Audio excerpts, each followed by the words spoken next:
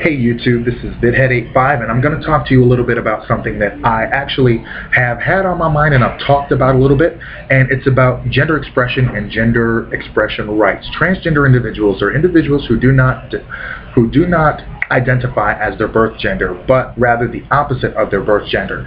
And because of that, there are a lot of things that can happen to them, in other words. Now, I want to talk a little bit about the voter ID law and how it specifically disenfranchises transgender voters.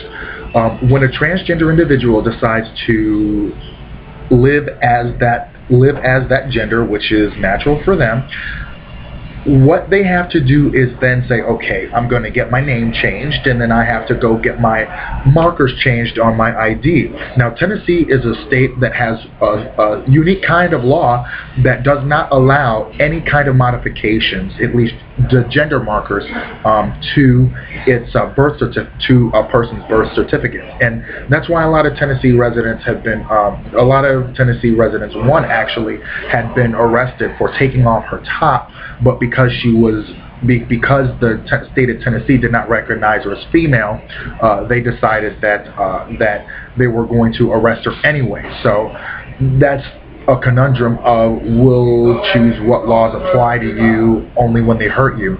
So transgender individuals across the nation are able to be legally fired, discriminated against, and denied adequate health care.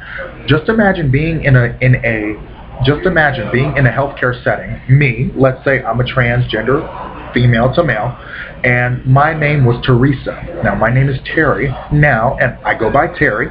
And all of a sudden, when I'm in the waiting room, they're calling me Teresa, and I have to get up, and they see a man. So that's one of the ways that transgender individuals are discriminated against. Then sometimes they more than likely would not call me he and by male pronouns. They would simply use the female pronouns, and that is a problem, because we are talking about the inherent dignity of all men. So what ends up happening is these transgender individuals are being treated like as if their power to self-identify is not important. That must change. Now, voter ID laws. Like I said, when you are going through the name changes and everything like that, all the ID has to match up in the event that a voter ID law is passed. Because some of them are, let's say you're female to male, all of your documents are female, and some of your documents are male. Now that can also hurt you in the area of credit, because they don't know, okay, which one is it? This person in front of me looks female, but everything else says male. And some says female, some says male. So what do I go with? And that is one of the ways that I never found out, an angle that I never found out, that voter ID law disenfranchises transgender persons. So now, let's get back to what we can do about it. And I have to admit, because of the way I work, the way the shift I'm working and everything, I really am so conscious of the time, and I really haven't been making time to fight for GENDA, because it's just so much right now. But I want to get back on that, because we have a lot of work to do before November and January, when we can't wait to January, because we want to hit the ground running. Now, simply, what we can do about it is pass the Gender Expression Non-Discrimination Act. The Gender Expression Non-Discrimination Act will protect transgender workers, transgender in health, education, credit, on the job, in their homes, because someone can simply say that I don't like that this person is trans, and I'm going to kick them out of their house. Even if they paid their rent on time, even if they've been I can fire them even though they've been a good worker. I can deny them adequate health care because I'm just not comfortable. And every single right-wing individual would love to deny a person adequate health care simply just cause. And that's a problem, because the HIPAA or Hippocratic Oath says that we will help whoever is in need. It does not say sans gay, sans black, sans white, sans Arabs. it encompasses all people, and it needs to. So the Gender Expression Non-Discrimination Act will help remedy a lot of that, but we also need mandates. We now, like the individual mandate with Obamacare, but there's also an employer mandate, but I digress.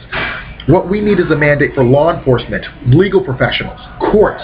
We need those, especially those three areas, because law enforcement and these three areas deal with mostly legal names. We also need mandates for hospital staff and any place where people deal with any people on a constant basis, because we need that kind of sensitivity training for gay and transgender individuals, LGBT, all encompassing, but also not only to deal with sexuality but gender.